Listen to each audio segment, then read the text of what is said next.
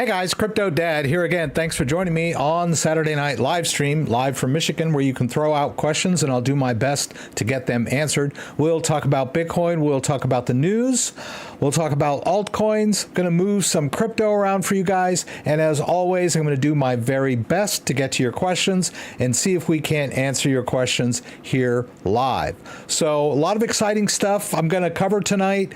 First of all, we've got a little bump in the market, but it was interesting as I went to set up the new live stream this morning. I noticed that last week's live stream said something about churning around 64K, and we kind of got back up there. You know, we had a little bit of a scary week. It looked like maybe the bottom was going to drop out, but we did a nice little bounce. We don't know if we're going to see lower prices from here, or we've seen the lowest price of the year and it's only up from here. We don't know, right? So I'm going to cover the market a little bit. Also, some exciting news surrounding hardware wallets, and you know that's my thing. Tangem Wallet has just done an update to their app, which allows you to take advantage of some additional features like using a 24-word recovery phrase, using a passphrase-based wallet, and they've also added some new networks to their app so that you can manage even more cryptos than you could before. And they've added base chain support, which is pretty exciting. We covered base chain last week. It's an EVM chain sponsored by Coinbase. And we're going to talk more about base chain tonight. It's a very interesting chain with a very interesting philosophy. They want to help people make being on chain easier. That didn't come out right, but that's what they want.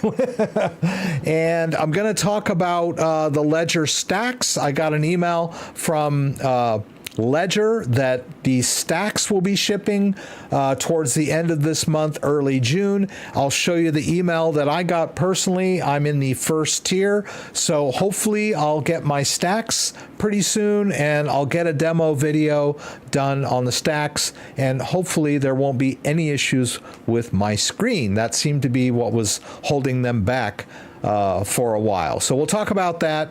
And then also I'm going to talk about a meme coin on Base called Boomer, which has a very vibrant community, and one of their it's more than just a coin, it's kind of a movement to onboard the Boomer generation onto the Base blockchain. So we'll talk about that tonight. I want to thank everybody that's here. I can see people are filtering in. So let's go over to the other screen and greet everyone that's here tonight. So Kenny was here early, as always. Thank you so much for being here, Kenny. Thanks for the news stories. I appreciate getting news from you. And kind of going back and forth with emails with you too. I appreciate that. Mark Schlossberg from Slovakia is here. Good to have you. Simon is here. Andreas is here. He's going to be live tonight. That's good news. Mr. Miski, Cardasaur, P. Wizzle, thank you for being here tonight, Paul. Bobby, here again. Thank you for being here, Bobby. And let's see, there's people filtering in. Kelly P. is here tonight. Amsterdam, Holland, CM and Jeff White, Daniel Berry Sports Highlight, and Christopher Thane from Australia. So good to have you guys here. Hopefully we'll get some moderators in here, Dan or JDO or both. That'll be cool.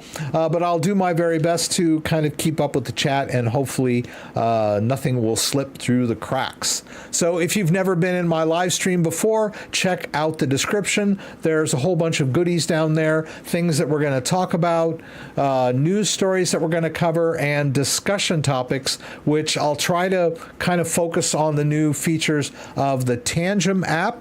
I've got my Tangem ready. I've got my table camera configured. Hopefully I won't have any trouble with my cameras. I've got some shout outs here, tags they call them on YouTube, to other YouTube channels.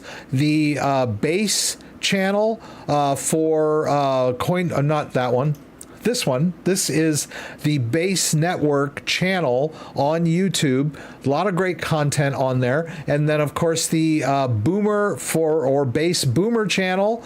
I've got a little tag for them and also a link to their Twitter if you want to find out more about the Boomer coin community. And I just want to say here at the top that as a boomer, and I was born in 1963, the boomer generation is, I believe it's calculated between 1945 and 1963, and I was born in 1963, so I'm kind of the youngest boomer that they have here. And if you're not aware, most people go, oh, boomer.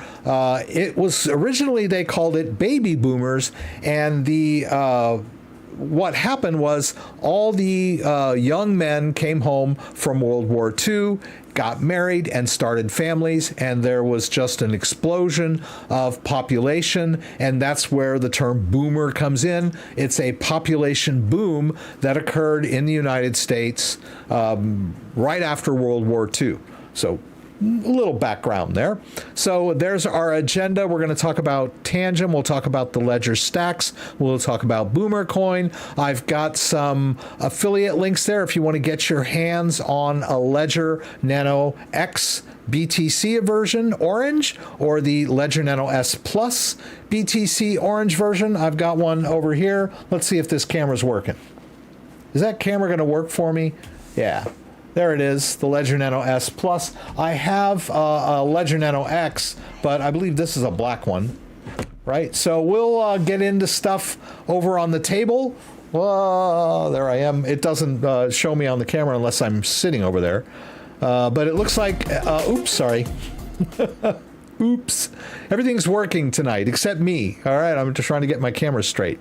And all of the additional affiliate links there. The Tangem Wallet link, we're going to be talking about Tangem Wallet. There is an affiliate link down here, and make sure you use CryptoDad when you check out. It will give you a 10% discount. So if we jump in real quick over to the Tangem site, and they got this cool Bitcoin Pizza Day edition, which I haven't ordered yet.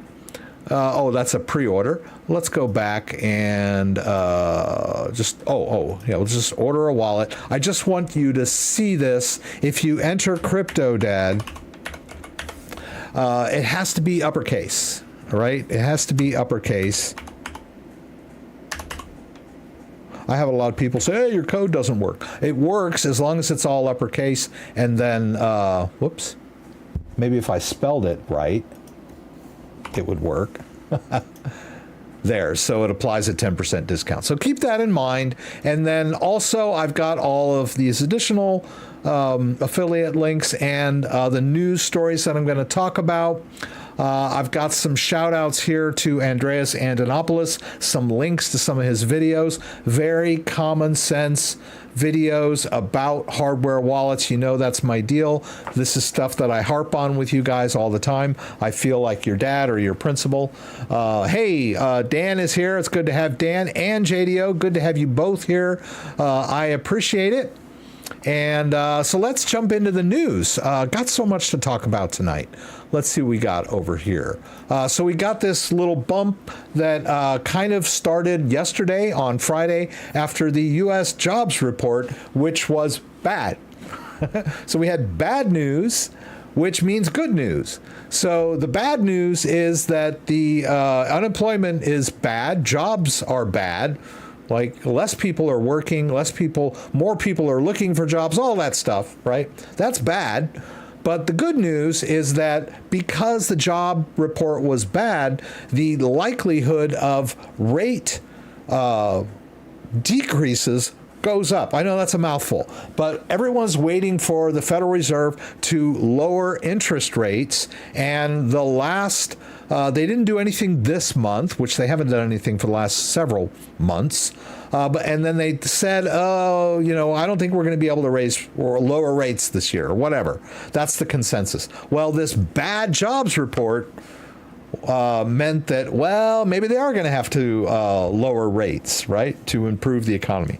And that gave a bump to the stock market, risk assets, and of course the crypto market. The crypto market was just waiting for some good news to jump back up. Here we go. We're at 63,777. We've been over 64 today. I saw it not too long ago. It was 64,180 something. So we're kind of back to where we were last week. Isn't that interesting? So I'll have you check out this article. I kind of summed it up, right? The bad news is good news. So that's the stuff going on with the market. Now, also some adoption news, which sounds pretty good to me. Fidelity, which is one of the big brokerage houses, is starting to recommend pension funds invest in Bitcoin. Because of the Bitcoin ETF approval. Fidelity says pension funds are starting to explore Bitcoin investments, another data point suggesting the digital asset is on the road to mainstream adoption. So there was a lot of FUD last week over regulatory crackdowns on Bitcoin, privacy. Some wallet creators were arrested and charged with money laundering. There's been a lot of FUD with new regulations attacking Bitcoin and financial privacy, but it really is not going to hold Bitcoin and the crypto market down, right? So there's still a lot of institutional interest brewing in Bitcoin. And a lot of boomers that don't understand wallets and that kind of stuff it's going to be easier for them to invest in cryptocurrency. In fact, when we talk a little bit about the Base network, we'll talk about, and Boomercoin, we'll talk about how there is a movement in the blockchain industry to onboard people and make it much easier than it has been. Kind of sad for me because I've sort of made a living helping people with these complicated wallets, and now they're getting much easier. But I'll still be here. I'll still be advocating self-custody, and I'll still be doing tutorials on getting set up. So, but this is a great little article about Bitcoin adoption, right, with mainstream finance. Good stuff. All right, so yeah, I've been jammering on about Base. So the Base network is an EVM chain. It's a new alternate blockchain on the Ethereum network with much lower fees and faster transfer times. Now, this has been around a while, this whole idea of second layer chains on the Ethereum code base, or the Ethereum blockchain.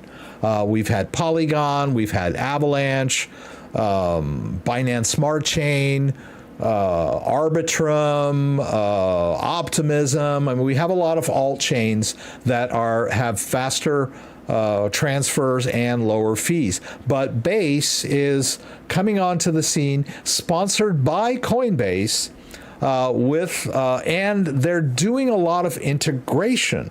So they're trying to make it much easier.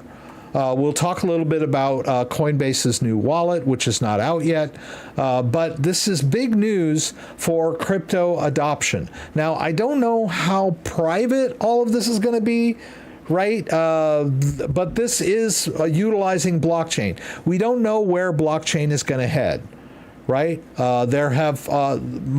Most crypto purists talk about self-custody and financial privacy as being part of the movement, and it is, but that sector of it is being attacked. But there are other sectors like Base Network where it may not be quite as private, because we're on the EVM chain and we're integrated with our Coinbase account and maybe our wallets and our credit cards and all that stuff, but it is going to make blockchain much easier. So that's the idea of Base Network. I've got this great article here. You should check it out. Coinbase's stock price has surged since the company's first quarter earnings report. Will its Base offering be enough for investors to sustain the momentum? Launched in August of 2023, Base is a secure, low-cost Ethereum Layer 2 solution built to scale Coinbase's user base on-chain to make transactions faster. Coinbase's vision is to decentralize Base and create an open, global crypto ecosystem leveraging the security of the Ethereum mainnet, which is accessible to everyone. All right, so that's their philosophy. I left some links and those tags that I showed you. I don't know that let me check this real quick. I'm not sure if I gave you guys a link for that particular video. Yes. Base Builders Friday.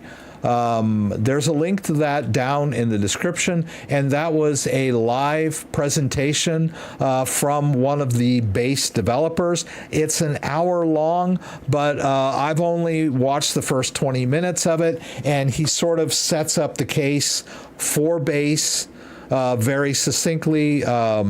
It kind of explains it to you, and then he talks a little bit about the Coinbase Smart Wallet, which I'll also mention. So I have a link to this video if you're interested. If you've got the time, maybe check it out because it seems like the Base network is going to change crypto. It's going to change the world. It's going to help people get onboarded onto crypto much easier, maybe with a little loss of privacy, so financial privacy. So we'll see, right?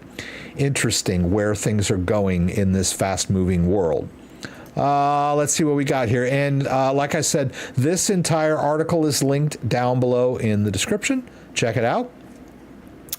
Let's see. Oh, Tangem Wallet has an update, and I have linked this blog page so that you can check out the Tangem Wallet update. I think I just they've added some new stuff here, but yeah, the Tangem blog talks about their new update of their software.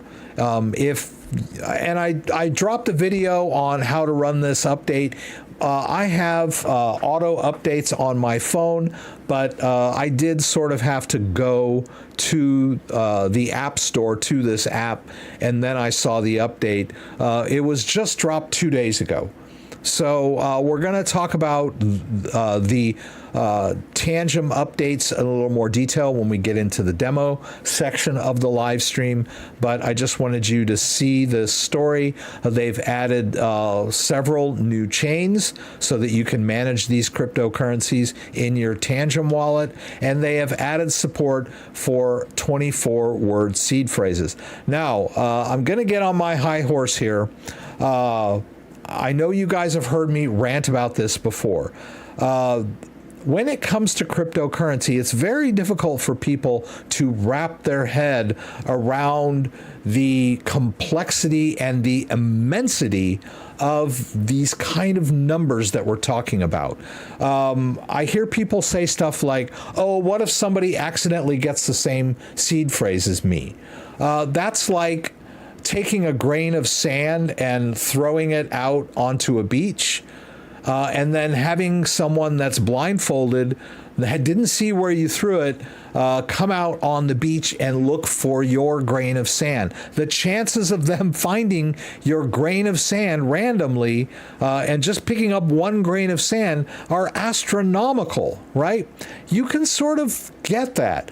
But think of it in terms of all of the beaches on all of the world, right? How many grains of sand are there on this planet Earth? And, you know, how likely is it that someone is going to just pick up the same grain of sand as you and now expand that to the entire solar system and the entire galaxy and all of the planets in the galaxy that have beaches and sand? It's just, you can't even wrap your head around it. Now, and people get all caught up in, 24 words is better than 12 words because 24 is more than 12. I get that, right? That's like, in very simple terms, it makes sense. But 12-word seed phrase is sufficiently secure to secure a crypto wallet, right? The chances of someone accidentally choosing the same seed phrase as you, brute force cracking your 12 words, are just astronomical. And so this whole idea of, 12 words isn't secure, I want a 24 word, it doesn't make sense, really. In the real world, think about it. If a 12-word seed phrase takes 1 million years to hack and a 24-word seed phrase takes 2 million years to hack, what's the difference, right? It's if 1 million years is good enough for me, because I'm probably going to only live 100 years, and I'm already halfway there. So I don't really care that, I don't need an additional 1 million years of security on top of my 12-word seed phrase. I know I'm ranting, right? So, everybody, of course, wants a 24-word seed phrase now, and everybody's saying, "Oh, can I convert my 12 words to 24?" No, you cannot. You cannot take a wallet and just like convert the seed phrase to a different phrase. Right? The only thing you can do is start a new wallet with a 24-word seed phrase and transfer your assets. And so what people are going to do that have only one card set is they're going to go, "Oh, okay, I'll just write down all my addresses, and then I'll wipe my wallet. I'll start with 24 words, and then I'll transfer all my, I'm sorry, I've got this. See, I can't even say it. It's so tricky, right? They'll say, okay, I've got a 12-word wallet. I'm going to transfer all my assets to Coinbase or somewhere else. I'm going to wipe my wallet, and then I'm going to set it up with 24 words, and then I'm going to move all my assets back in. Well, not only are you paying transfer fees for all those blockchain transactions, you might screw something up. You might, I forgot to move my blah blah coin, now it's gone. Right? Or, now I got to restore with my 12-word seed phrase to get it all back. So it's just, the risk is not worth that extra 1 million years of security on top of your original 1 million years of security. I'm being facetious. 1 million is not the correct time frame of hacking a 12-word wallet, but you get the idea, right? Anyhow, let's move on. And while we're on rants, I just would like to point something out. I get a lot of people that they'll have a question or a problem, and they'll say, "Ledger Live is not recognizing my password." And I say, I think what you mean to say is that you're typing in the wrong password, because Ledger Live doesn't not recognize your password. I'll say, no. It is my password. I know it's my password. I'm like, if you're typing in your password and Ledger Live is not taking it, that means you are typing in the wrong password. I get that so many times. Well, it's not taking my password. It's not recognizing my password. It's like, no, you are typing in the wrong password. Anyway, see, I'm just an old man. I need to like, all right, let's go to the next story here. Ledger has announced that they're finally launching their Ledger STAX, which is sort of an iPod-ish hardware wallet. Now, I'm assuming that it will, you'll be able to use it from within Ledger Live, just like you use a Ledger Nano X or a Ledger Nano S Plus. It's just that the outer interface will be sleeker and cooler and easier to use, right? That's the idea of the Ledger STAX. So Pascal Gauthier, I know I mangled that, I don't speak French, CEO of crypto firm Ledger, said that he expects the Ledger STAX to launch in 2 months' time. When is this? Oh, this is from March 19. Okay, it's kind of an old story. It was the only story I could find on it, right? But this is the screen. It's an e-ink display, and it's about the size of a credit card. not too much bigger than a credit card, but it's got this really cool display on it, and it'll be more of easier graphical user interface. Now, I don't know how easy it's going to be to restore a seed phrase. I mean, they'll, but probably easier than it is on the 2-button previous devices, right? You're going to have be able to, maybe have a keypad pop up. It's going to be pretty cool. I'm looking forward to checking it out and doing a demo on this. Here is the email that I got. I pre-ordered mine, and I used my Ledger NFT. They had this thing called the Ledger Market NFT, and you were able to claim a Ledger STAX by using your Ledger Market NFT. And I think you were supposed to get a Ledger Nano S Plus along with it. Let's see what kind of stuff. But I just wanted to point out that this is their estimate. Batch 1 shipment is expected to begin between May 28th and May 11th. Batch 2 is expected to ship between June 12th and June 24th. And batch 3 is expected to ship between June 25th and July 8th. Right? So we still got another month to wait for, at least to wait for this thing. But I am in batch 1, right? I'm at the head of the line. So, and I just doxed myself, but okay. I will do a setup video on this device. Rest assured.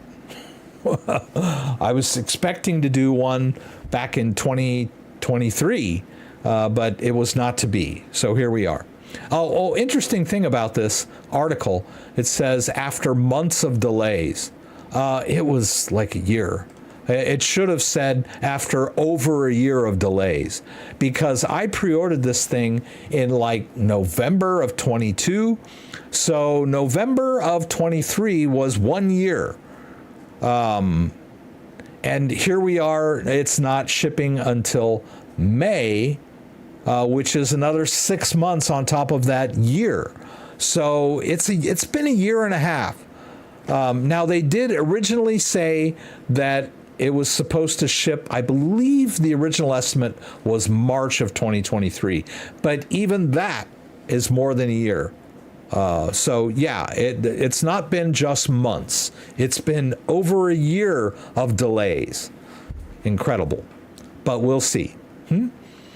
Now, also, I wanted to bring your attention to the Smart Wallet, which is a new wallet from Coinbase. Someone in the Boomer Telegram chat brought it up to me yesterday, asked me if I'd heard about it. I had not. I looked it up, and he talks about it in this Base Builders Friday, this May 3rd live stream. He talks about the Coinbase wallet. He's very excited about it. It's a very easy to use wallet. It's easy to set up. There's no password. There's no seed phrase. And of course, immediately CryptoDad gets suspicious. What's the deal with this? How is that better? Right? Well, it's definitely easier. Right? So you download this wallet, you connect it to the blockchain, and then you verify it with your Face ID or your fingerprint or your device, something like that. It uses passkey technology. Now, I'm not a huge fan of passkey technology. I'm a little old-fashioned. I like to have my password and know where it is and when I want to use it, right? I have a password manager. That's all well and good. I need that. But this whole idea of, what's the device? Well, it's your phone. Okay, what about on desktop? Well, it's your computer. It integrates with your Windows Hello. I'm like, okay, what if my computer blows up? What if I lose my phone? I'm suspicious of all this, but they do make it easier. And I've had a lot of people that have, I've talked to them and they've said, they were on Coinbase and they say, you know what, Coinbase isn't asking me for my Google Authenticator anymore. Coinbase isn't asking me for my password anymore, because Coinbase, the exchange, Coinbase, right, Coinbase, the exchange, is onboarding people to this passkey technology. And they're kind of sly about it. You'll get a little pop-up that says, do you wish to enable passkeys? And the default is yes. And, you know, what you really should do is say, no, I want to keep using my password and my Google Authenticator. But they see that blue button and they click it, and the next thing they know, they've been onboarded to passkeys. So I'm a little leery of the technology because it just doesn't sit right with me. But it is easier. So, but in my suspicion, you know, I go down and I go down, okay, so what's the deal here? What is a passkey? Okay, they say that. What if I lose my passkey? Your passkey and recovery wallet, if you set one up. What? Recovery wallet? Is the passkey a single point of failure? Let's back up a little bit. Even though the passkeys are great for ease of use, it's still possible to lose a hardware key or accidentally delete a software key. The safest approach is to always have a backup method to access your funds just in case. Users who want an additional backup can generate a plain text backup key and store it in a password manager or even on physical paper. This backup key is a standard EOA account which is added as a signer for the wallet. Users can generate and regenerate as many backups as they want. Well, are the boomers actually going to do that? Or are they just going to like let Coinbase tell them to hit the blue button and now they've got passkey?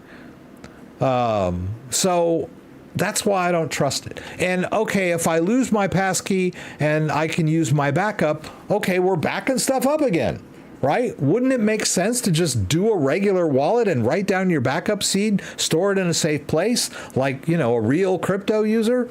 No, they want to make it easy. They want to hold your hand.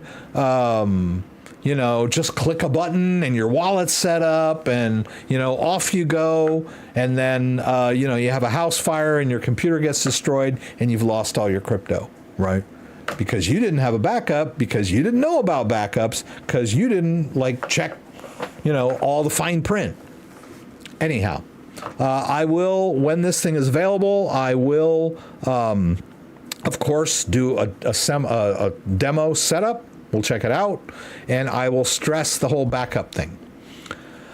But it's cool. I mean, once you get this wallet set up, you can easily access blockchains, multiple blockchains, not just the Base network. You can hook it up to your Coinbase account so that if you're trying to do something in the wallet and it needs gas, it can automatically pull the Ethereum from your Coinbase balance. And that's really cool because a lot of people, they get stuck, you know, like, oh, there's no Ethereum in the wallet. What do I do for gas? So they have to go buy some Ethereum, put it in the wallet, or they ask me, what do I do? I don't know what to do, right? So this does solve a lot of problems. I get it.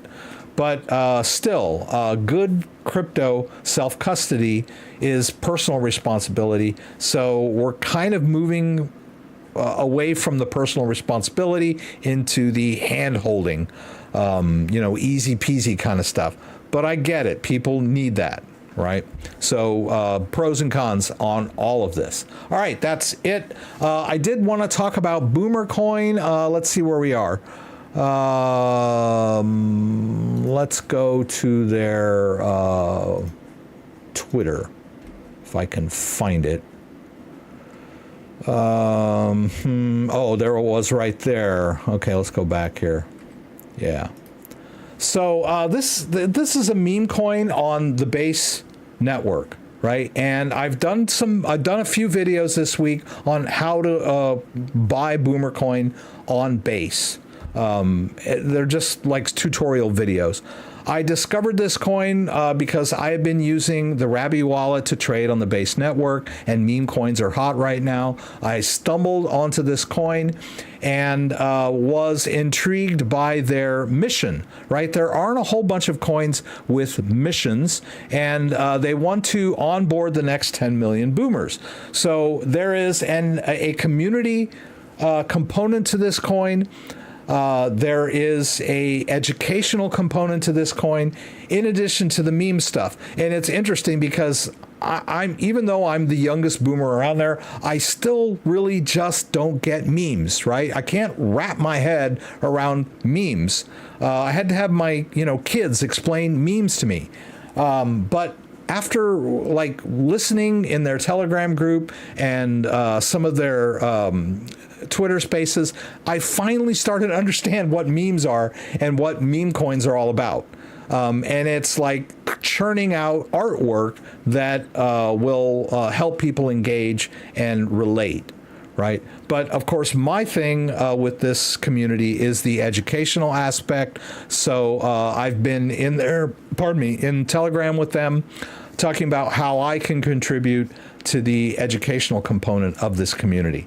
So, and I just want to say, as a boomer and a YouTuber, I feel like I am being marginalized and de-amplified by YouTube because I don't fit the profile, right? I'm not a 20-something guy. I'm not a gamer. I don't have splashy graphics. I don't like shorts. I find it difficult to, talk about crypto in a short 60 seconds. I need time to explain. And my videos are very detailed and I have tutorials step by step, but most people don't have time to watch a 20-minute video. And so my content on YouTube gets de-amplified. And I really just don't feel appreciated on YouTube that much, or Twitter. I don't know if it's, my social media habits or the articles that I read or the opinions that I express, but I just am sort of left behind, de-amplified by the modern social media. But these guys validate me, encourage me, slap me on the back. When I posted that video on how to buy Boomer Coin, I got so much validation from this community. So I just want to put that out there. Interesting. So let's jump into the Tangem wallet. Before I do, I'm going to quickly see what's going on over here. Cantankerous Rex, that's me. What happens if Tangem app goes done? How else can you access your crypto? Tangem, if you get a new Tangem card, you can enable a seed phrase. So it is possible to back up the newer Tangem cards. And so basically, if you have a seed phrase, you don't have to worry about the company or the medium or their app. But there are in their help center, in their security questions, they talk about, that the Tangem app is open source. If Tangem were to go out of business, the app would still work. I mean, all that kind of stuff. But really, the hardcore definitive answer to your concern about, what if this Tangem goes away, or is use the seed phrase option on your Tangem wallet. That's the definitive answer. If you have one of the older Tangem wallets that does not have a seed phrase, you might want to get a new card set and migrate over to one that does have a seed phrase. But the whole idea of the Tangem wallet is that it's very easy to use and set up. And they really didn't want to use a seed phrase because that is a level of complication that makes it difficult for new crypto users. So I thought, and I still think, Tangem has a great solution to the complexity of setting up a crypto wallet.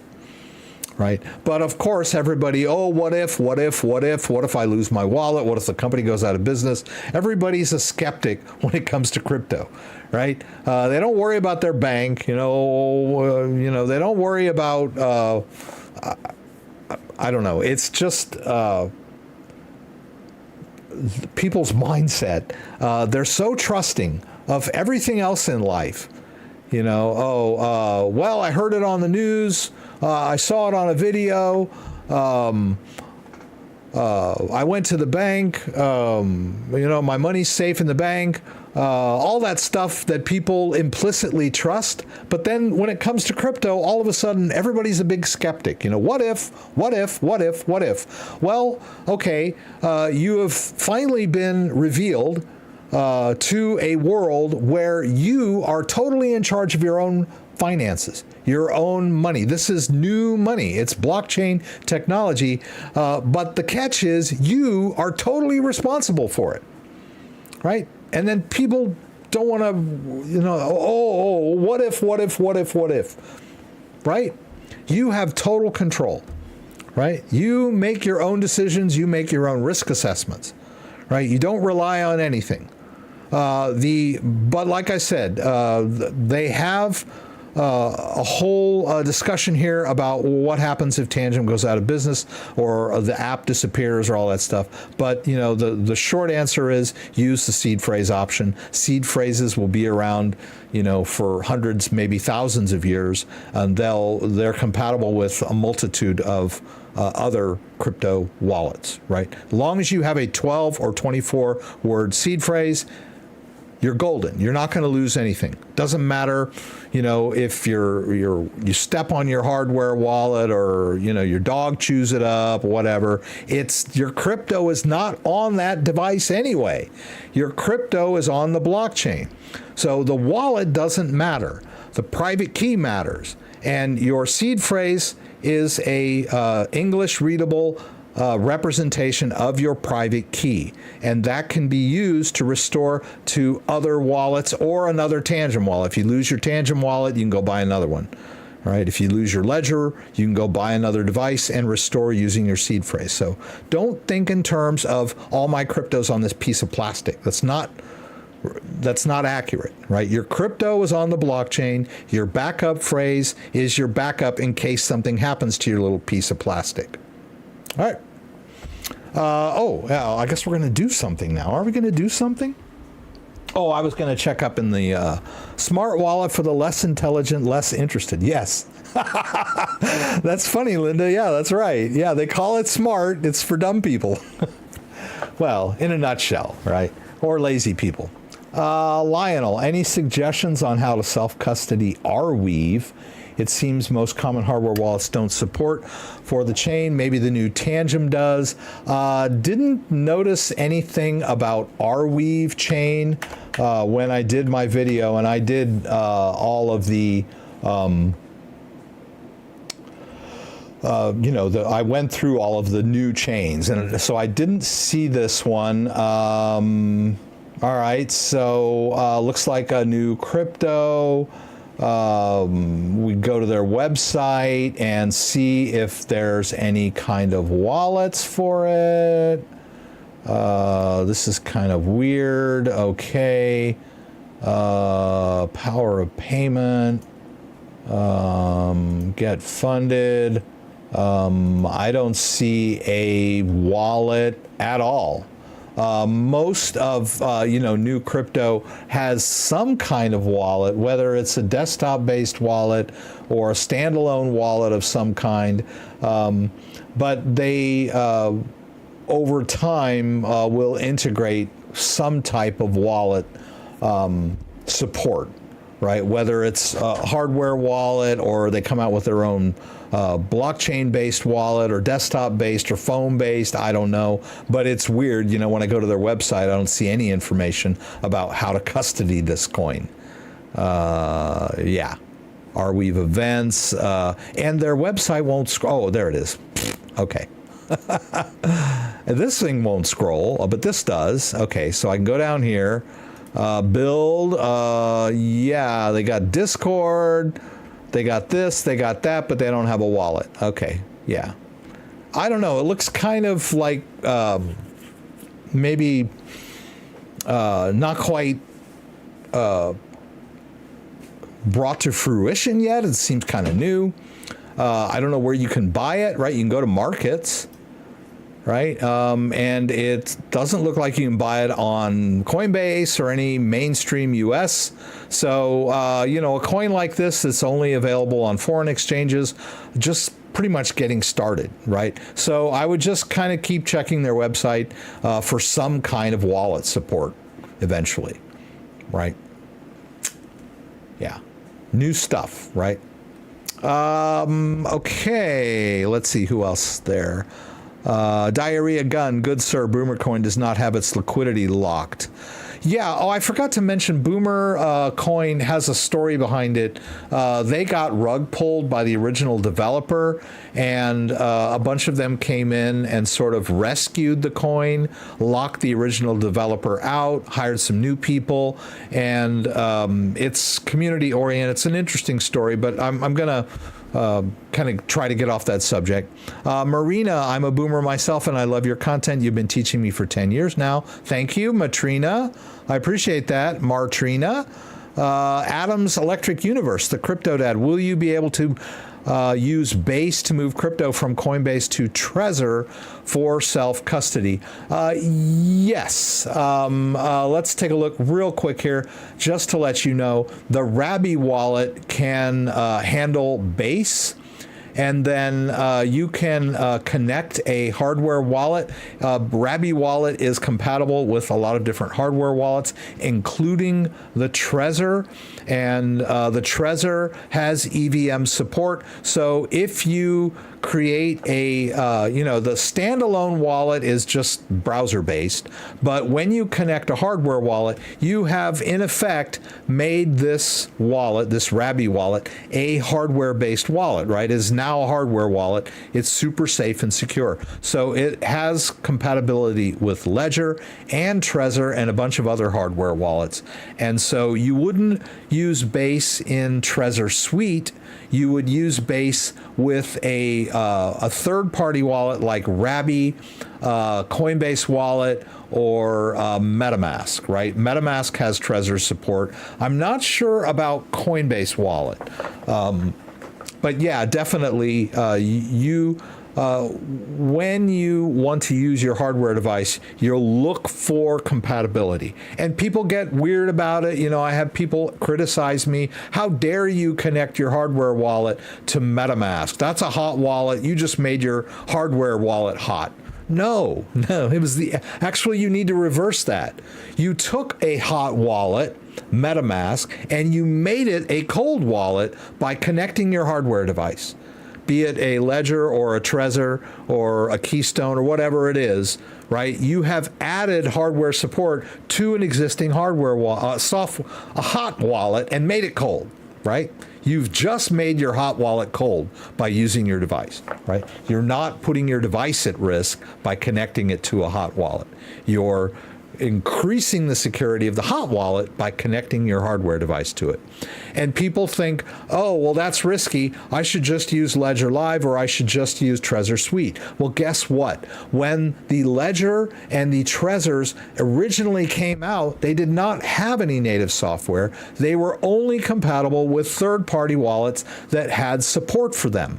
So that's how they started, third-party wallets. Right, so it is not risky to connect your hardware device to a third-party wallet. It increases your security. There, I just had another rant. Let's see, I had a friend tell me what happens to crypto if an EMP takes down the power grid. I said you would have bigger things to worry about than crypto. That is true. But if the EMP takes out all of the electronic devices in the world at the same time, you still have a seed phrase written down on a piece of paper and stored in a safe place, or on metal medium, or however you have it. When the electronic devices get like brought back up, which they would eventually, you'll have your seed phrase and you'll be able to, you know, restore your crypto. And then the blockchains will be reconstituted or whatever. But yeah, I mean, really, if an EMP hits and wipes out everything that's electronic, we're going to have a lot more to worry about than access to our crypto, right? We won't have access to our banks or our supply chains or anything else, really, for that matter. Life will change drastically for everyone. But yeah, you can back up your crypto to a seed phrase.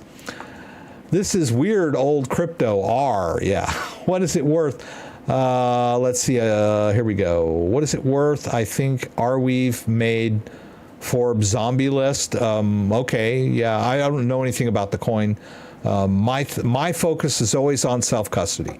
If I see a new coin, my first thought is, how do I get it in a wallet?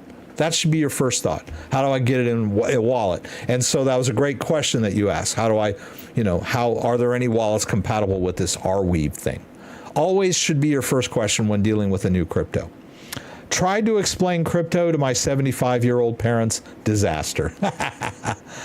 Riders up about 12 minutes till the Derby. Kenny, I forgot my mint julep, right? Was going to drink my mint julep or maybe have my crazy hat. But those are only for ladies, right? But hey, we're in the new society now. Guys can wear crazy Kentucky Derby hats now too, can't they? I identify as a hat wearer. Tangem. I have my Tangem card connected to my Rabby wallet via Wallet Connect. Works great. Ooh, that's really cool. Ledger Nano S and Ledger Nano S support Arweave. Oh, okay. Well, gee. Thank you, Asil. I appreciate that. Let's check this. Basically, we just want to go in here and check for that crypto. That's probably what I should have done when you first asked me about it. Let's hit add account. Let's say we want Arweave. Oh, okay. Yeah, it supports the Ethereum version of it. I get the feeling that perhaps this Arweave that we're talking about is standalone.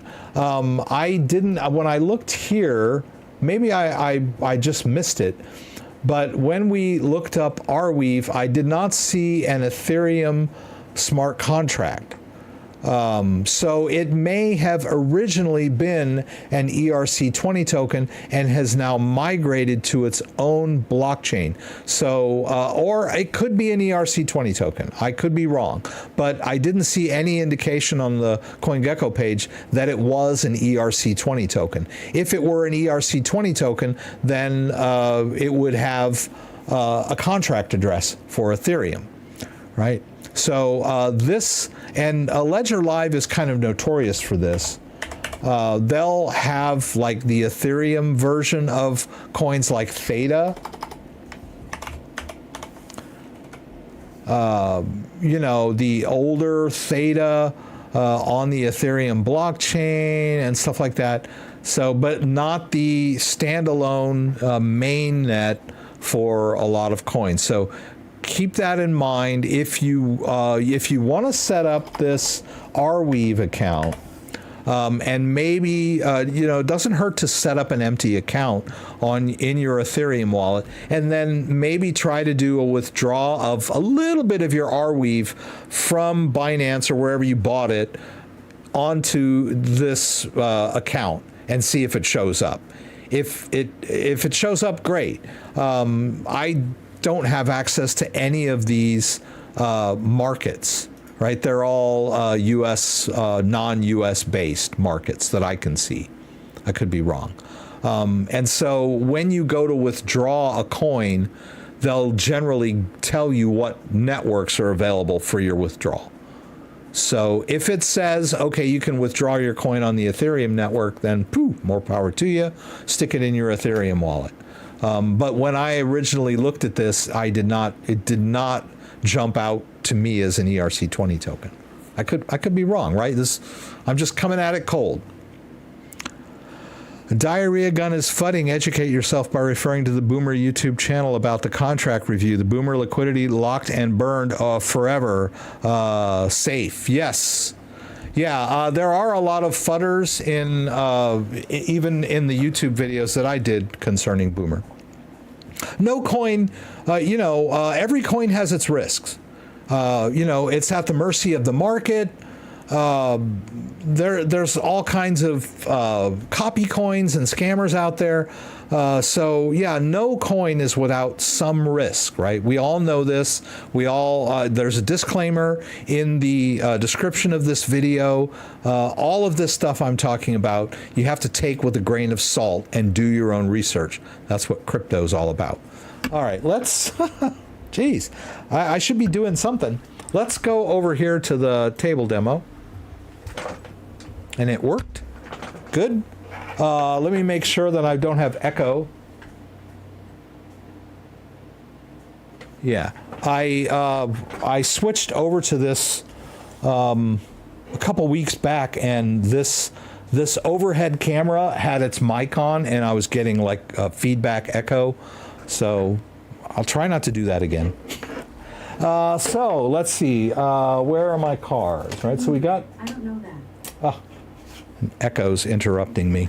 All right, so the first thing I'll show you is I have a blank card set here of a blank Tangem card set. It's kind of hard to see with the light because my table is black, but this is a brand new Tangem card set. So if you wanted to set up a brand new card set with a seed phrase and make it 24, you just go into the Tangem Wallet. You can manage multiple card sets, right? I've got 3 card sets going right now, and you can swipe between them. They correspond to these 3 cards, right? We've got card number 1, card number 2, and I have one of the older cards without a seed phrase, right? So all 3 of these cards I can manage within the app. Really cool, really easy. Each one of these cards has 2 backup cards, right? So a pretty safe and secure solution, right?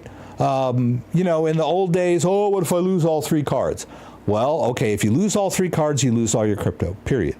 And that was this card. But the newer cards have the seed phrase option. So if you lose all 3 cards, you've got a seed phrase. Right, but everybody's all what if. Nobody trusts themselves. All right, so let's go into the settings and start a new wallet. And I'll just hold this blank card set up. All right, so we're starting a brand new wallet. And if we create wallet, then basically we're creating a standalone Tangem wallet with no backup phrase.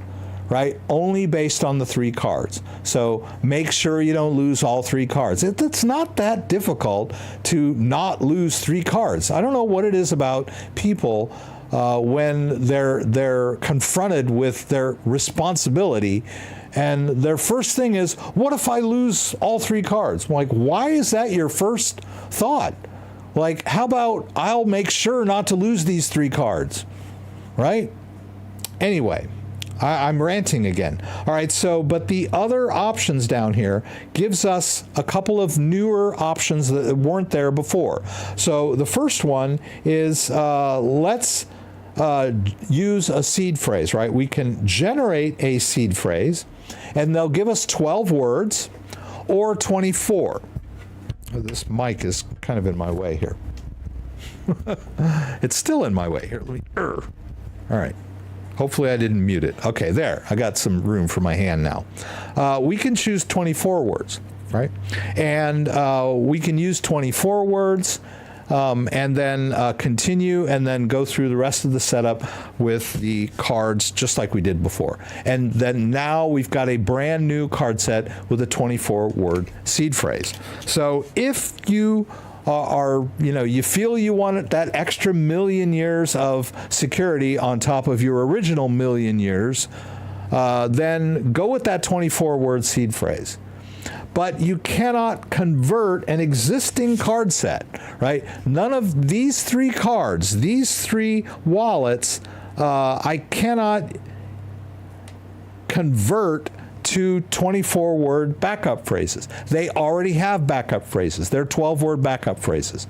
The only thing I can do is set up a brand new card set with a 24-word seed phrase and transfer my assets. And, don't do the shuffle thing where, oh, I don't want to spend, $60 for a new card set, so I'm going to send my $50,000 worth of crypto over to Coinbase, and then I'm going to wipe this card, and then I'll set it up as new with a 24-word seed phrase and move my assets back, right? You're putting your $50,000 worth of crypto at risk, and you could do something wrong, you could screw something up, when it would be much easier, risk assessment wise, to just spend $60 on a new card set and transfer your assets over, right? People get so wrapped up in, oh, I want to be super secure, they don't really think about the risks and the time spent dealing with all of this, shuffling and the super security, right? Keep it simple, and and once again, 12 words is sufficient. I don't know what people just don't get it. And another thing that's great about a 12-word seed phrase is you can memorize it a lot easier than a 24-word seed phrase. So that's one of the beauties of a 12-word seed phrase. Anyway, let's try again, and I want to show you the passphrase stuff. So if we do add new wallet and we begin the initialization process on this new card set, we go to other options, we can import a wallet, and they give you the option of using a passphrase protected wallet. So, okay, I can put in my 24-word seed phrase from my Ledger wallet, and then I'll put in my optional passphrase from that Ledger wallet, and now I have access to it from my Tangem wallet. So that is the only way to use a hidden wallet with Tangem, is by importing an existing passphrase protected configuration. I hate to say this, but that is a really bad idea. You already have a passphrase set up, and now you're putting it at risk by entering it into this app, right?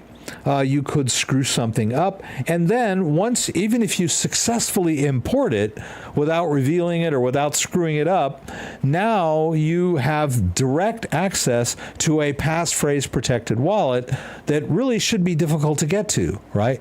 No, now all you have to do is Face ID and you're in, right? It sort of overrides the whole idea of the passphrase, right? The passphrase should be an additional layer of security.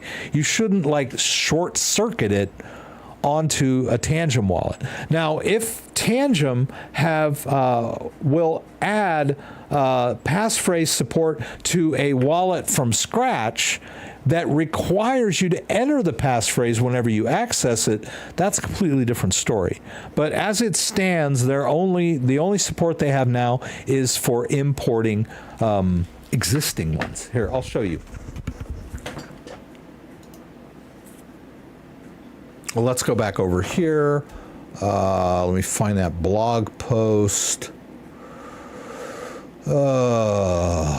Yeah, okay. So let's do blog post, and let's go to passphrase, and here they go. Note: Tangem Wallet does not yet support creating a wallet with a passphrase. This feature is only available for users who want to import a wallet created with a 24-word seed phrase and passphrase. It's never really a good idea to import any hardware wallet seed phrase into a different wallet unless it's absolutely necessary. Like your wallet has been destroyed and you decide, okay, I don't want to use Ledger anymore, I want to use Tangem, and so you import your Ledger seed phrase into your Tangem to get access to your passphrase. I could understand if it were an emergency and your Ledger wallet isn't functioning anymore, but it's really not a good idea to import a hardware wallet seed phrase into another hardware wallet, or especially a hot wallet, right? You never want to do that, right? But anyway, they have support for that. All right, let's go back over here. And let's get rid of this, the invisible blank card set that you can't see because my table's black. Okay. Let's look at this card set, and I wanted to show you that I did add support for all of the new coins.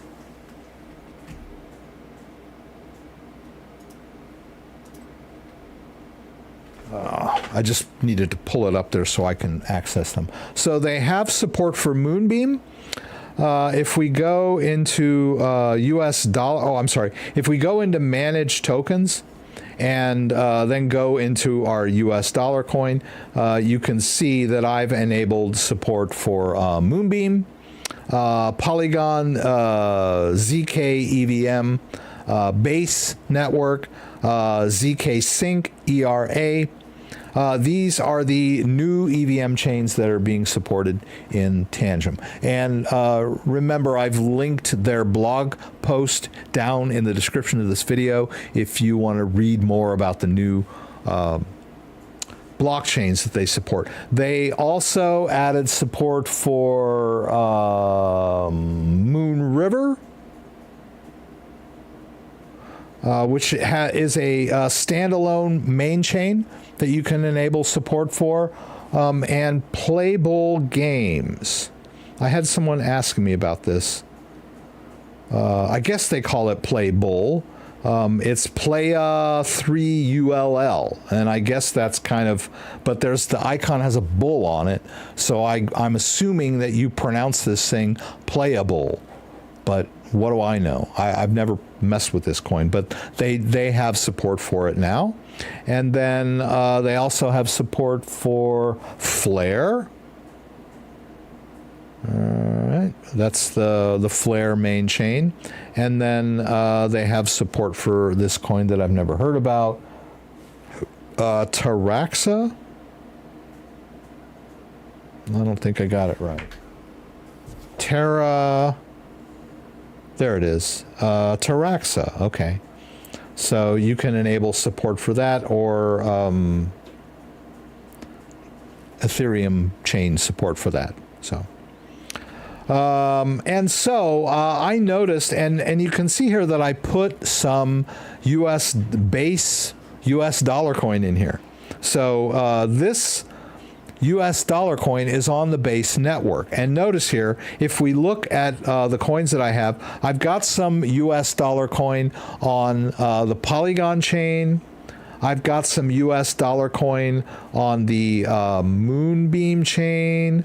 And then they have Moonbeam here, but I would put in Ethereum on the Moonbeam. Oh, wait, no, that's wrong. That's not it. Moon River. Well, no.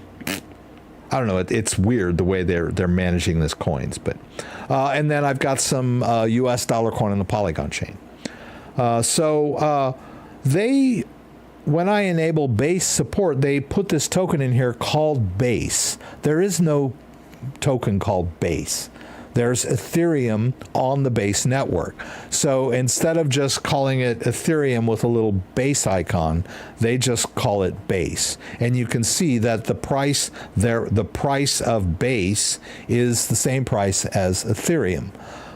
So I find that a little confusing, but I get it, right? It makes it easier for people that may not be able to wrap their heads around it. But kind of to show you what I'm talking about, if we look at RGB Wallet over here, and you look at my holdings, you can see that I have two different kinds of ETH in this wallet. I have regular Ethereum. I know maybe it's a little hard for you to see.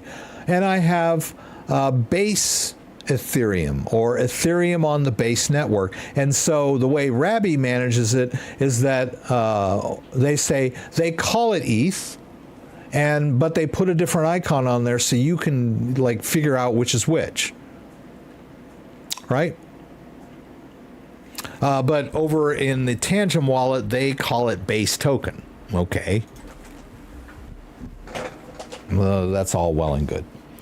But I tried to do some swaps on the Base chain, and I couldn't find any base tokens. So let's say I wanted to do 20 bucks worth of US dollar coin and buy some kind of base token. Well, they don't have any base tokens to buy.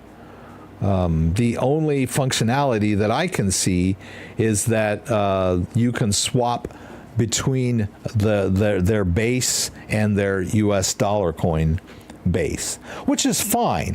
What's nice about this is I can store base stablecoin in my Tangem app, and the fees are lower than storing regular US dollar coin or Ethereum based US dollar coin. And I can freely transfer this back and forth between Coinbase with little to no fees. So that's cool, but I wish they would add maybe some base network tokens that I could, swap for or store in here. And FYI, I tried to transfer a little bit of Brett token, which is a meme coin on base, into my Tangem wallet, and it did not show up. So, but of course I did like a minuscule test, like 20 cents worth, because it's cheap to transfer tokens on the base chain. So they have base support. It's really nice, but don't start transferring all your base meme coins into your Tangem wallet without doing some small tests first, because for Brett, which is the #1 meme coin on the base network, it did not show up. It's in there, but it did not show up. I could access that little base Brett token dust if I wanted to by importing the seed phrase for this wallet into a different wallet. But that's why I did a small test, because I didn't think it was going to show up. So be very cautious when, but what we can do, and what I'll show you right now, is that I'm just going to do a transfer of this US dollar coin into my Rabby wallet from my Tangem wallet, which would kind of be interesting.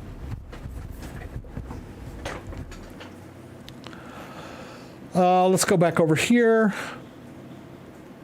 All right, and so you can see that this Rabby wallet is on the base network, right? These are all base tokens. And you can also see that I have some base tokens in my Tangem wallet. So why don't we move them? Why don't we move that? I'm going to grab the card, right? And let's do it the easy way, right? We'll just tap the coin, and I'll do a send, and then I will tap the icon. Now, what I need to do in Rabby wallet is open up the yeah, that's a good question. How do I do this? I've never done this. Receive. Let's say I want to do receive on base. Oh, okay, there's my code. Good. Got worried there for a minute. I was like, hey, wait a minute. I have to do this. All right. So I'll tap the icon, and let's, I need the browser for my Rabby wallet, but let's open up like a blank tab so you can see the Rabby wallet a little bit better. Whatever. Maybe if I could get rid of this. Yeah, okay. Yeah, just try to keep it clean as best I can. All right, so we're going to do receive on the base network. There's our QR code. Here's our Tangem wallet.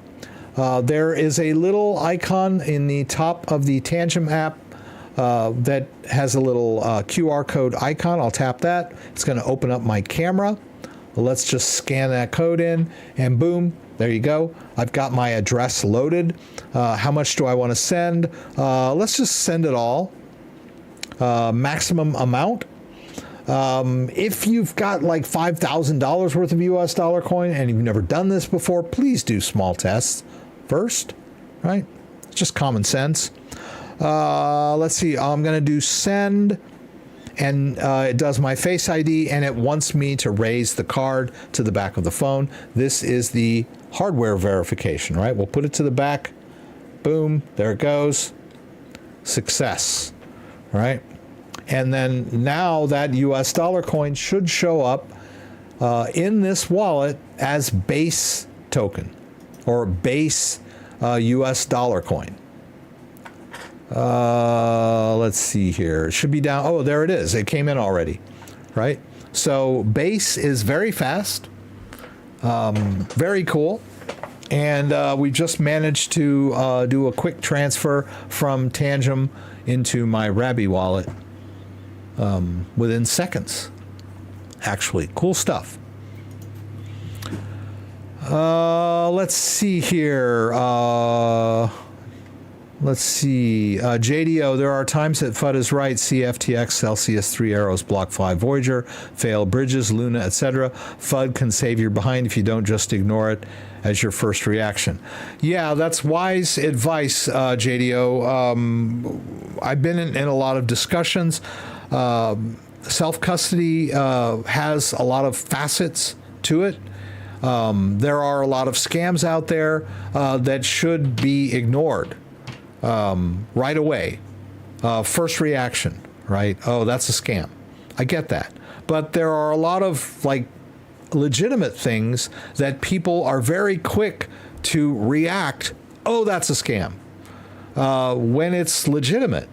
So you have to sort of temper your knowledge, and being suspicious is great. I get it. That saves the day in, so many cases. Being skeptical saves the day. My life is based on being skeptical. I am constantly ignoring phone calls,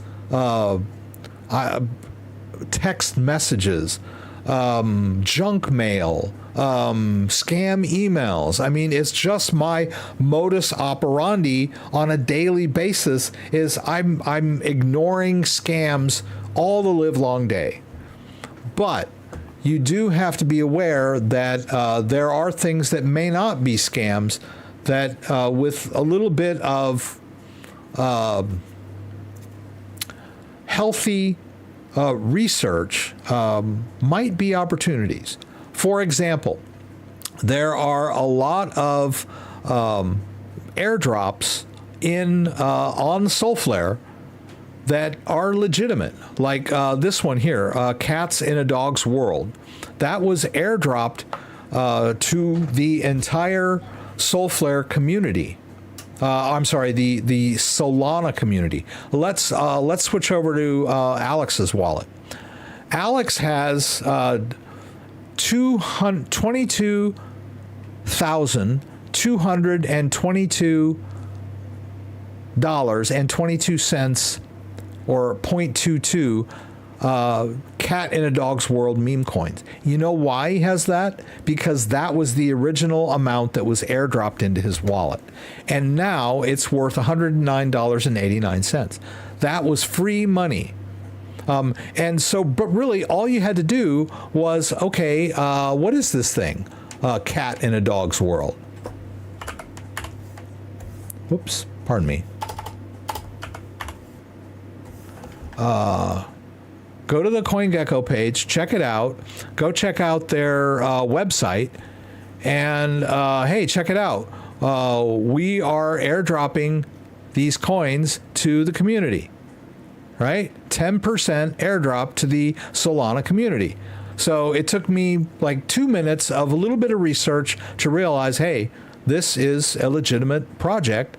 And, the idea of an airdrop is, if it's legitimate, is, hey, it's marketing for the coin. Hey, what is this coin all about? Maybe I should buy some. That's the idea of the airdrop. Now, don't get me wrong. There are scam airdrops. But generally, your wallet is going to warn you about, I can give you an example. I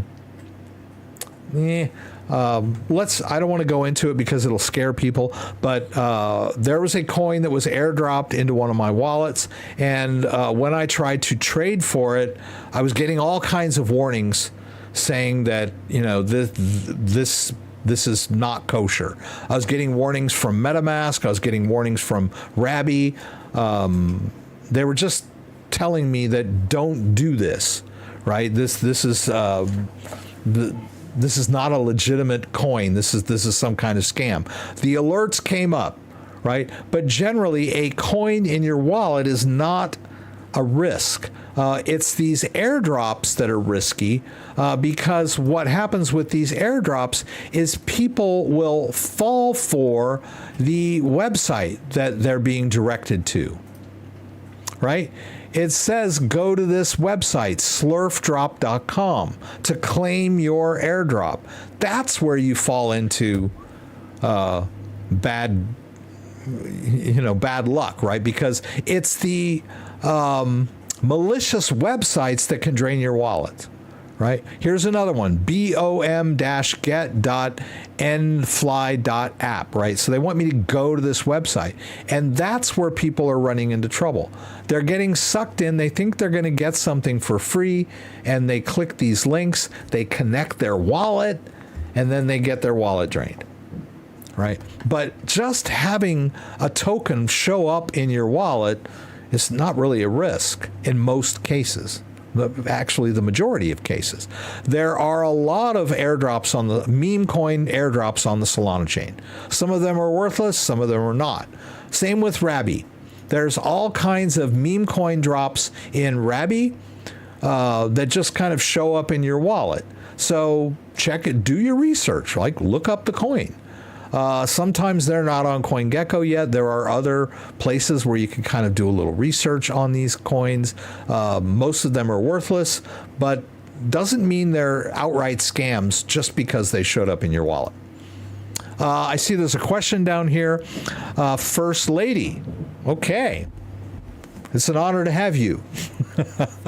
Unrelated question. If you have lost your hardware wallet, which was linked to your MetaMask account, can I recover that hardware wallet protected account with a new hardware wallet set up with my old seed? Bam. You just answered your question. That is correct. Yes. So, for example, if I have... and you can see, Frankie, thanks for that subscription. You can see here that this Rabby wallet is associated with a Ledger device, right? So this wallet is protected by a Ledger device.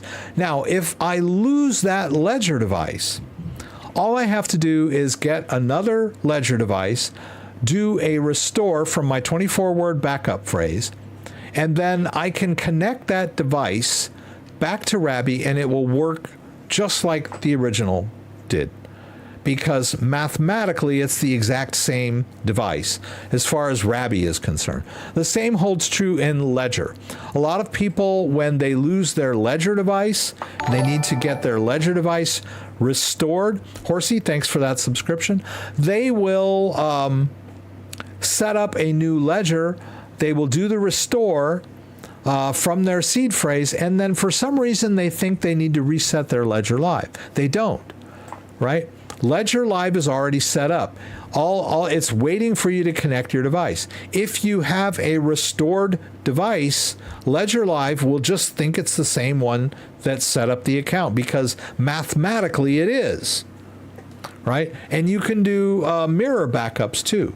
You could buy the backup pair from Ledger where you get two devices, set the first device up standalone, restore the second device with the same seed phrase, and now you have two devices that are mirror images of each other, and Ledger Live treats them as the same device, because it doesn't matter which one is connected, they both work with your accounts. If you set up your accounts with your go-to device, and this is the mirror backup, I can connect either device, and Ledger Live thinks they're the same device, right? It can't see that they're different colors.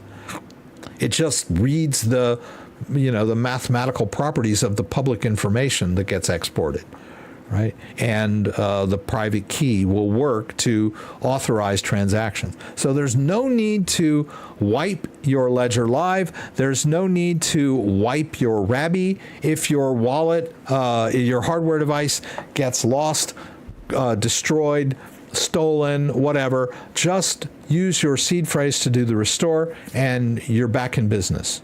That's all you got to do. Good question. Thank you. I had a Ledger protected account, but I bought a Trezor to set up with the old seed. I can see my Ledger MetaMask account, but I can't sign a transaction with the replacement hardware wallet. Yeah, the Trezor device is compatible with a 24-word seed phrase. You can restore a 24-word seed phrase on a Trezor device from a Ledger, but there is a little bit of incompatibility with the way the two devices treat what's called the now the term, the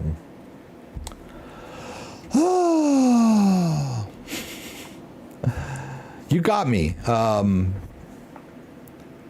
Derivation path. Thank you, Rex, for remembering that.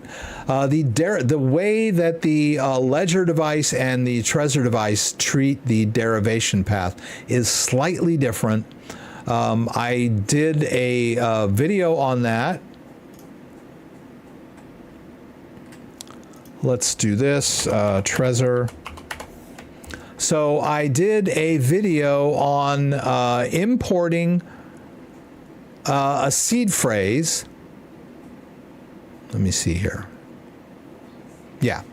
So I did a migration video that explains exactly what you did, First Lady, which is you imported your 24-word seed phrase from your Ledger into your Trezor device. Okay? I'm with you, right? That good for you. That was, bully. However, when it comes to Ethereum, doggone it. When it comes to the way that the Trezor handles Ethereum derivation paths, there is a slight difference. And so there it is. I did another video on using custom derivation paths to access your additional Ethereum accounts. So the long and short of it is, if you're using a Ledger device, and I'll paste this video in there, they give you the ability to create more than one Ethereum account. However, Trezor Suite does not. So in order to access those additional addresses, you need to use a different third-party wallet. Now, as far as, I think you said you were using MetaMask. So if you're using MetaMask, basically, let me enable it here. All right.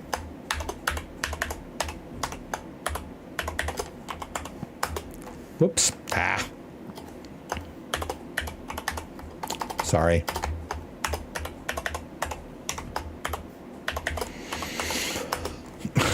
What's going on here? Do I have my caps on? It's not taking my password. My caps are on. Okay. It's not taking my password. Okay, let's try this again. No, I was typing in the wrong password. Okay. All right. So if we attach a device, and I need to get my Ledger device out here real quick. I don't know if you use the Trezor T or a Trezor Safe 3. I'm just going to use my Trezor T here real quick. I got to get my seed or my pin in here.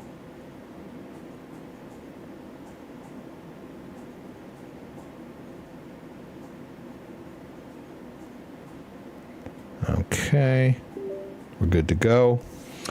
So if we add a hardware wallet and we choose Trezor,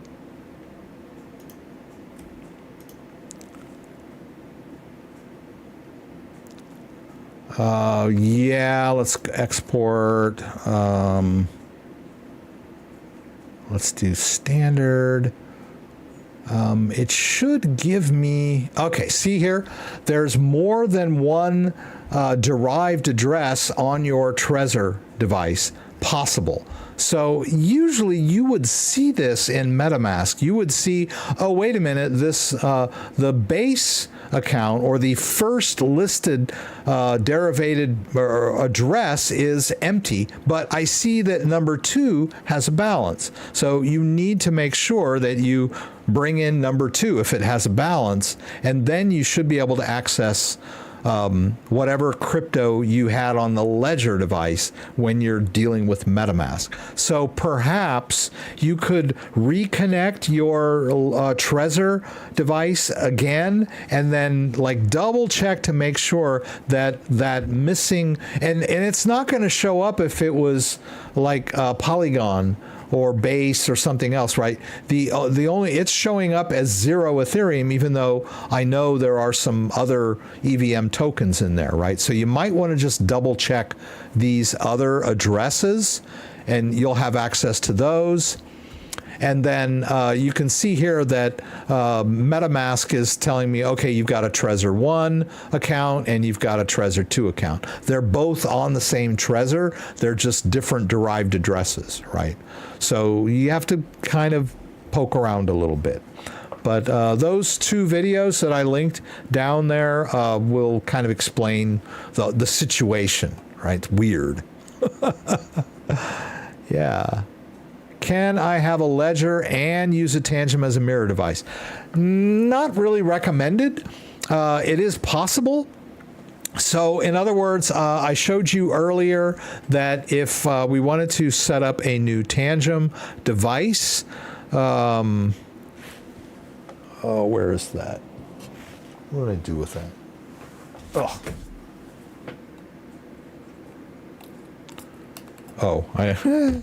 I'm getting lazy. I'm trying to, I didn't want to take the thing off. I was holding all 3 cards up at the same time. Okay.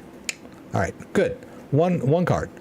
All right, so if we import a wallet, we can put in our Ledger 24-word recovery phrase into Tangem. It is possible, but you would need a new card set, right? This is a brand new card set, empty card set. You can restore or import a 24-word seed phrase into a Tangem wallet. Not really recommended because although the Tangem wallet is safe and secure, you now have 2 different devices that have access to the same seed phrase set. So you're widening your attack surface to a certain extent. And also, you may not see all of the cryptos you have stored on your Ledger device because the Tangem doesn't support every single crypto you might have on your Ledger, right? So that's a concern as well. And it's just kind of risky to do things that way, right? Not the best idea, but possible.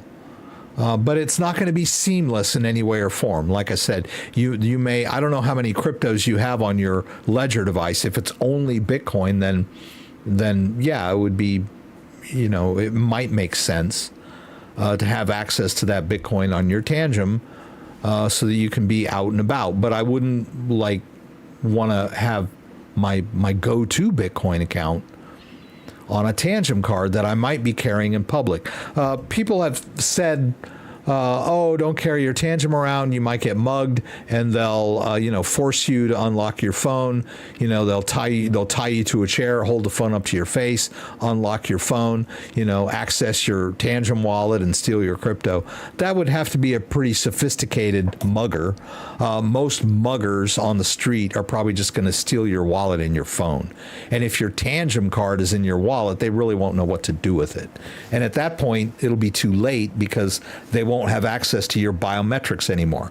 They'll be down the street in their little drug den trying to sell your phone for, phenol or whatever, But yeah, I mean, it's possible that, you could be targeted by, the CIA or the NSA or, Russian hackers or whatever, sophisticated, someone that would actually know what your Tangem card is and be able to, gain access to it by virtue of having you under their control, the $5 wrench attack.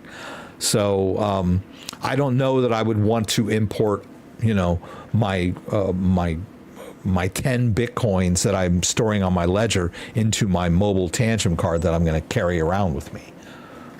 But might make more sense to just set up the Tangem card as brand new and transfer a small working amount of Bitcoin over there, like maybe $500 worth of Bitcoin, into the Tangem wallet without importing your 24-word seed phrase. Just the Tangem wallet is standalone, has its own seed phrase, and you put a little bit of your Bitcoin on there if you want to run around and play with your Bitcoin. Maybe you'll find somebody that'll accept Bitcoin on the go. You never know. Whatever it is, if it's your Ethereum or your Polygon and you want to have mobile access to it, with the Tangem, I would recommend, if you're going to carry this around with you, that it should be used for small working amounts. Right? If you want to put your mother load on Tangem, it's safe and secure. Just don't walk around with it, right? Because you're increasing your attack surface by doing that. Right? If you want to walk around with this thing, then I would suggest small working amounts. Just like my regular wallet in my back pocket. I'm not going to carry my entire bank account balance in my wallet, although sometimes there's more money in my wallet than is my bank account. But that's a whole nother story. Once again, Troy's asking what happens if Tangem goes down. The definitive answer is use the backup phrase option when you set up your Tangem in case the wallet gets destroyed, the company gets destroyed, the app is no longer available on the App Store. Then you have a backup phrase and you can import that into another wallet in an emergency. Right? But Tangem has, I already talked about this earlier in the live stream, Tangem has thought of that, right? It's not like, oh, what? Tangem, you go to Tangem and go, hey, what if Tangem goes out of business? Like, oh, geez, we never thought about that. We thought we would be here forever. No, they have provisions for, okay, their app is open source. They're not planning on going out of business, but if they do, the app is open source. Anyone can write another app from that code and put it on you can do it on your Android device, right? Yeah, so they have thought of that, right? So it's not, if Tangem goes out of business, all is not lost. First of all, the app will continue to work even if they're not around. If the app disappears, you can you can hire somebody to write a new app for you because the app is open source and it's on GitHub. But the best, most definitive answer to that is, if you use the seed phrase option when you set up your Tangem card, you've got a BIP39 industry compatible backup phrase for all of your crypto. You can use it to restore any number of hardware wallets, so you will never lose access to your crypto as long as you have a seed phrase backup. Right? Same answer to what if Ledger goes out of business? What if Tangem goes out of business? What if Trezor goes out of business? What if Keystone goes out of business? These are just devices, right? Your crypto is on the blockchain. If you have a industry standard BIP39 seed phrase backup, then you're golden. You will not lose access to your crypto. Your crypto is not stored on the device. It is stored on the blockchain. Hey, Dong Vu, I hope I'm not mangling your name there, but thank you so much for becoming a member. I have to apologize to my current members. I am not doing right by you. It's hard enough for me just to get out of bed in the morning sometimes and do content on YouTube. These last couple weeks, I kind of stepped back from doing any YouTube content at all. But I really need to be more devoted to the members. Most of you are probably thinking of it as, hey, I want to support CryptoDad. But you really, it's not unreasonable for you to expect some additional content for being a member. So I should start posting members only videos and like doing some members only content, to pay you guys back for your support. I apologize that I haven't done that as much as I should. So now that I've said it publicly, I'm going to have to do something, eh? Thanks again for the subscription. I appreciate that. There's Dan, move all your crypto. Yeah, in the case of First Lady, I would probably suggest if you can't gain access to your MetaMask wallet using your Trezor device by like maybe reattaching it and re-scanning it, you could always go out and buy another Ledger device. I would say the Ledger Nano S Plus would be pretty reasonable. It's only $79, and you could definitely restore your 24-word seed phrase to that device. And it's pretty cheap. It doesn't have the Bluetooth or the mobile, but you can connect it to your desktop and your MetaMask wallet, and that would probably be the cleanest way to regain access to that crypto that you're having trouble with. But give that thing a try with reconnecting your Trezor device, right? Now, the Ledger STAX is still not available to be ordered. The only Ledger STAX that are going out are the pre-orders at the end of this month and the beginning of next month, or towards the end of June and into July is like their window. So I would speculate that you will not be able to purchase a standalone Ledger STAX until after that. But I could be wrong. But I know they're not going to allow people to start ordering them until they've shipped out the pre-orders. That would be weird. Unless they're fully confident that they're going to work fine and they'll let people start ordering them. They'll just go in the queue behind the pre-orders. But I think it probably makes better business sense to wait till the pre-orders have been delivered and then allow people to order. Because if I go on here cold and I order a STAX and I have to wait until, August, I'm not going to be very happy. So they're probably not going to enable any kind of ordering of someone that's brand new for a STAX until they've delivered those pre-orders out. Let's see. Down market, sell low, enjoy simple 5-minute net 7 finish. I'm not sure what you're trying to communicate there. Apologize. Maybe I'm just not hip enough to understand your abbreviations there. Tin UFO. But thank you for being here. Let's see, Scottish crypto. Will we see a sell in May and walk away in crypto, or can you see this year being different? Well, that's a really good question. I don't really do a lot of speculating on price action. I do reporting on price action. I try not to do coin evaluations. I did talk about Boomer tonight, but in relation to it as a project, a community project. But as far as this whole sell in May and walk away, that's kind of a a little, I don't know, it's not a meme, it's a saying that it's a stock market thing. People say, oh, sell in May, walk away. I don't know that it applies to crypto specifically. And as far as if we're going to relate that to the current state of Bitcoin, which is we're in a halving cycle here. We just had the halving on April 20th. And the question was, historically, we've seen a pullback post-halving and then a new bull run setting all-time highs 6 to 9 months after halving events, and this is historical. But this particular halving cycle is different because we hit a new all-time high pre-halving.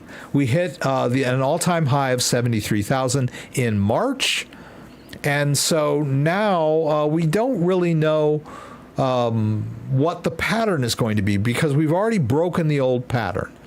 Now, we have experienced a slight post-halving pullback, but it was only around 20 or 25%. We went, we went from 73,000 in March back down to just below 60 this week. So we don't know if this week's pullback is our traditional post-halving pullback or not. We could see lower prices before the next post-halving bull run. We don't even know if the post-halving bull run is going to happen, right? It's all just speculation based on the history of Bitcoin market behavior in around the halving events, right? So we don't know any of this for sure. Whether I think you should sell all your crypto in May and walk away, I'm not really qualified to give you that. I don't really give investment advice, but I will tell you that I'm not selling my crypto just because it's May. I mean, if you want to take short-term profits, or you want to take all your profit, everything off the table, whatever works best for you, right? The only problem with, short-term buying and selling is you can get whipsawed out of a position and regret it, right? So, you get scared, you sell your Bitcoin at 60,000, like maybe you did on Wednesday or Tuesday of last week. You got scared, you thought the market was crashing, and so you sold all your Bitcoin, and then you got busy and life interfered, and then 3 days later you looked and, oh geez, now Bitcoin is back at 64,000 and I sold at 60. Am I going to be able to get back in or not? I don't know. All right, so I'm just going to wait for Bitcoin to dip back below 60 again. And now you're on pins and needles for the next couple of weeks or months, waiting for Bitcoin to pull back again, and you're out of your position. Or you can jump back in and, at 64 and, take that loss that you sustained because you sold at 60, right? That's the problem with short-term investing thinking, is that you might be okay taking profits, or you might sell low and be whipsawed out of your profits because if you'd have just held, you'd have had better profits, right? So I focus on self-custody. I focus on teaching the technology. There's a lot of great stuff going on right now. I'm really excited about it, but I'm not the guy to ask for investment advice. I'm not that guy. I'm just not qualified. My trading decisions are pretty poor. They have been in the past, right? Let's see. The 24-word seed option would allow the transfer of a nano ledger to a Tangem. Theoretically, yes. But I addressed this earlier in the live stream. You might want to double check, go back and listen if you have time. Even if you import your 24 words of your ledger into your Tangem, you most likely are not going to have full access to all of the tokens you had stored on your ledger, because Ledger supports hundreds of cryptos, and Tangem, while supporting quite a few cryptos, does not support every single crypto that the Ledger supports. So if you had some obscure crypto on your Ledger device and then you imported your seed phrase into your Tangem, you may not be able to access that from the Tangem. Basically. So it's not going to be a seamless transfer. You might have access to some of the crypto, like the Bitcoin and the Ethereum or whatever, but there might be some crypto that you didn't think about that was on your ledger. And now you've imported that into your Tangem and you don't have access to it anymore. Best practice, if you have a hardware device and you need to do a restore, you should just get the same hardware device to do your restore. If you lose your Ledger, or you lose your Trezor, or you lose your Tangem, restore back to the same hardware wallet originally. It's more seamless that way. trying to import a 24-word seed phrase from a ledger into a Tangem or even a Trezor device is not seamless. It doesn't always work the way you would think. Hong Kong's crypto ETFs off to a bumpy start amid slumping Bitcoin price, low trading volumes. Yes, that was another story that affected the price of Bitcoin last week. I had predicted last Saturday that we were going to have a bull run starting in early in the week based on the Hong Kong ETFs and Janet Yellen doing something with her announcement of how the Treasury was going to work. Well, as it turned out, I was right on the Yellen thing. What she did was not bad. I think it was either if it was raise the whatever there. It's so complicated what they do with the Treasury, but it was basically good news when the Treasury Department made their little announcement, but it didn't move the Bitcoin market at all.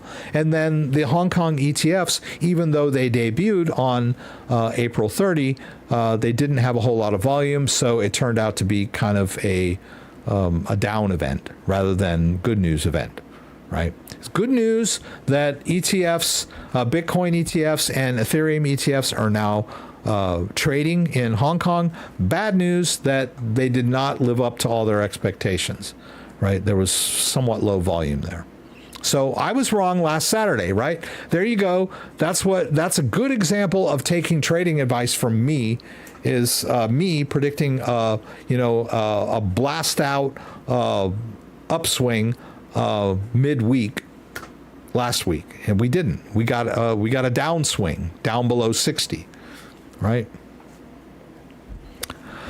So let's see. Looks like I'm all caught up with the chat window. I didn't know. Let's see what I've got here. I think I was going to. Sorry to go back to the top here. I think I talked about all of this. I talked about the Tangem. I showed you some demos. I did a little bit of a transfer. I talked about the STAX, and I talked about Boomer Coin. So that's pretty much it. I don't have much more. So we're getting close to 8 o'clock. If anybody has any additional questions, I'd be happy to take them. I'm just going to kind of kick back here. It's amazing any ledger still not hacked by government is attacked anyone. Yeah, there's, I don't want to get on this soapbox again, but a lot of people are way too concerned with their hardware wallets getting hacked. These are very rare events. A hardware device being hacked, the attacker needs physical access to the device. There are no remote hacks of hardware wallets. When you hear stories about people remotely hacking hardware devices, it is because they are, the attackers had physical possession of the device, and they had very advanced tools. Electronics tools and mental skills. This is not a risk that you should be preoccupied with. Let's put it that way. I have these videos from Andreas Antonopoulos linked down below, and this is a great effing video about hardware wallets and risk assessment. Mike asks. He's doing a live stream and he's answering questions. And he is a very intelligent, down-to-earth guy, and he knows everything about blockchain and hardware wallets, right? Much more than me. Right, I'm just kind of in the trenches using wallets, so through experience. This guy is a dedicated, college educated, probably his master's, PhD. He wrote the book on Bitcoin. He wrote Mastering Bitcoin, and he wrote Mastering Ethereum. Listen to this video when he explains about logical risk assessment when it comes to custodying your Bitcoin or other cryptos, right? People are so worried about their wallets that they're going out of their way to find the most secure wallet out there, and then they don't have the technical skill to manage that wallet, and they ended up losing crypto. So you've got a risk of losing crypto right here. And you're thinking, well, if this is my risk of losing crypto, I need the most secure wallet ever. So I'll have less risk. Well, the more secure wallet will increase your security this much, or lower your risk, right? But the fact that you're using a wallet that you could screw up raises the risk of you losing your crypto, because you don't know what you're doing with the wallet, or you're worried that you're going to get hacked. So you're not managing your wallet correctly, right? You're not keeping things simple. You're paranoid. You're worried. You're like, oh, I'm worried. I better move my crypto here and move it here because I'm going to get hacked. When that is such a low risk, the highest risk of getting your crypto stolen is being tricked into revealing your seed phrase, hands down. People are okay, here's another scenario. I'm so worried about my crypto, I think I did something wrong. Let me go on Telegram or Reddit and ask for help, right? And then someone on Reddit or Telegram DMs them and asks them for their seed phrase. And then they give up their seed phrase, boom, they just lost all their crypto. Because they were so worried about hardware wallet security that they did something silly, right? Hardware wallets, and he mentions this also in the video.